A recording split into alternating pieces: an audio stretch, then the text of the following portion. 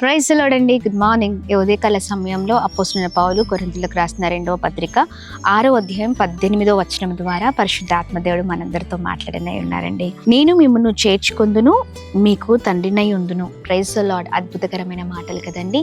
Yes, నేను మిమ్మల్ని చేర్చుకొందును, మీ తండ్రినై ఉందును అని దేవుడు ఉదయకాల సమయంలో మాట్లాడుతున్నారు. బాధతో ఉన్నారా? ఒంటరి జీవితాన్ని జీవిస్తున్నాను, నా చుట్టూ ఎవరు నాకు లేరు. ఒకవేళ మరి కొద్ది మందికి అందరూ ఉన్నా ఒంటరి జీవితాన్ని జీవించేవారు అనేకులు. చూడండి, మనుషులు ఎప్పుడైనా మన చేయి వదిలిపెట్టి వెళ్ళాల్సిందే అండి.